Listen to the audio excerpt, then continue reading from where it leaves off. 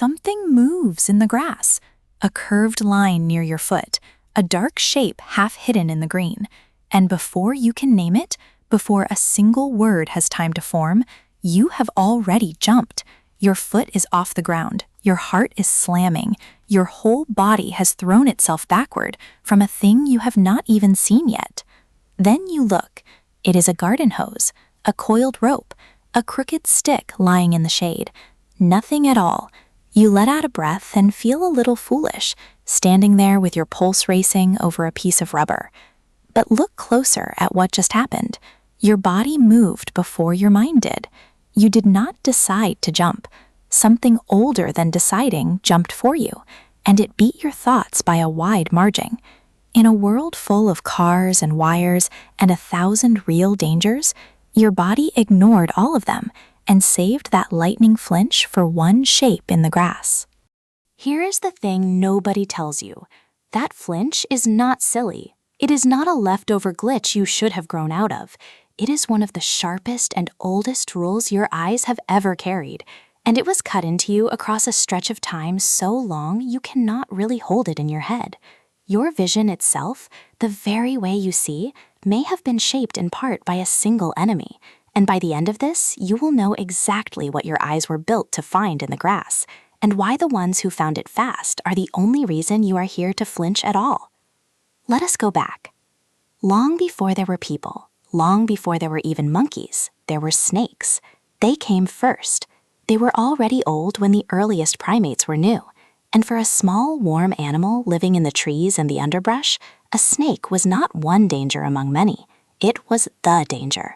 It did not chase, it did not roar. It waited, still and patient and the color of the ground, and by the time you were close enough to see it, you were often already close enough to die. That is what made the snake different from almost every other threat your ancestors faced.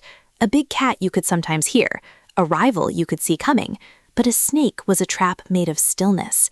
It hid in the leaf litter, in the low branch, in the exact place your hand was about to reach or your foot was about to fall. There was no time to think it through. The only defense that ever worked was to see it a fraction of a second sooner and to move before you understood why. And it carried a weapon you could not see. Long before the first primates, some snakes had already grown venom, an invisible edge that turned a single bite into a slow, certain end, with no claw and no chase to warn you first. A creature that quiet, that patient, that deadly, does not teach caution to the ones it catches. It teaches nothing to them. It only rewards, over and over across the ages, the ones who were already wary before the lesson began. So picture one of them, a small ancestor, far up your family line, moving through tall grass in the low gold light of morning, reaching toward a cluster of berries. And there, coiled in the shadow beneath the leaves, a pattern that does not belong, a curve too smooth, a stillness too complete. The animal does not reason about it. In a flash below all thought, the hand freezes, the body recoils. The whole creature is 3 steps back before the fear has even arrived. That freeze, that jump, is not panic. It is a calculation running faster than awareness. And the ones who could not run it, the ones a half second too slow, quietly left the story. They are not in your family tree. Something in the grass took them out of it.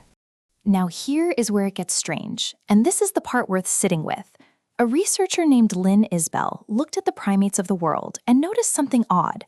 The ones that live where the most dangerous snakes are found tend to have the sharpest, most detailed vision. And she asked a question that sounds almost too big to be true. What if snakes did not just frighten our ancestors? What if the long, relentless pressure of the snake, generation after generation, helped shape the very way primates see? What if part of the reason you have such fine, forward-facing, detail-hungry eyes is that for tens of millions of years, the ones who could pick a hidden coil out of a tangle of leaves were the ones who lived to pass those eyes on? You do not have to take the boldest version of that idea as settled to feel the weight of the smaller one, which is very well supported. Your brain gives snakes a special lane. Scientists have shown it again and again. Put a grid of pictures in front of a person, flowers and mushrooms and frogs, and hide one snake among them, and the person finds the snake faster than they find anything else. Do it with children who have never seen a real snake. Same result. The snake jumps out of the clutter as if it were lit from within. Researchers like Vanessa Lobu and Judy Deloche ran these tests over and over, and the pattern held. Your eyes are not neutral, they are tuned. They come preloaded with a search running for one particular shape. And it is faster than you. Deep in your brain, below the parts that think in words, there are structures that light up at the sight of a snake before you are even aware you have seen one.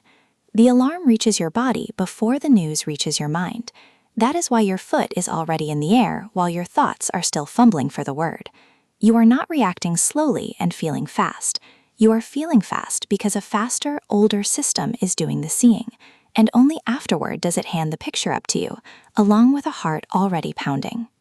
There's one more piece, and it changes how you should think about the whole thing. This fear is not fully born in you, and it is not fully learned either. It sits in between, waiting. In careful studies, young monkeys raised in a lab showed no fear of snakes at all, but when they watched another monkey react with terror to a snake, they caught that fear almost instantly, and they kept it for life. Show them the same fearful reaction toward a flower, and it did not stick. The mind would not hold it. Susan Meinecke and her colleagues found this again and again. You are not born afraid of snakes. You are born ready to become afraid of them the moment the world gives you the smallest reason. The lesson is pre-carved. The world only has to trace it once. So carry all of that back into your own life, into the ordinary day where you actually live now. You will almost certainly never be killed by a snake. Most of you will go your whole lives without meeting a dangerous one. The real threats around you are quiet and modern.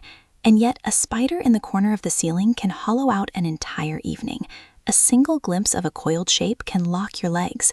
A photograph, a flat, harmless picture on a bright screen, can make your skin crawl and your hand jerk away.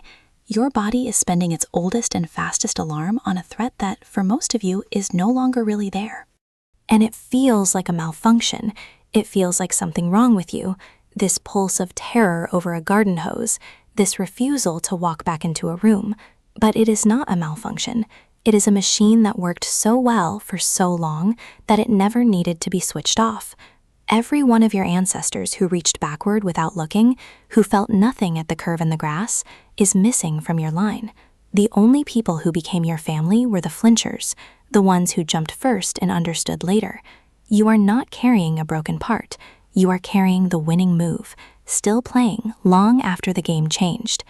So the next time your body throws you back from a shadow on the path and leaves you standing there, heart hammering, feeling foolish over a stick, try to feel something other than embarrassment. That flinch is a message across an almost unimaginable distance of time.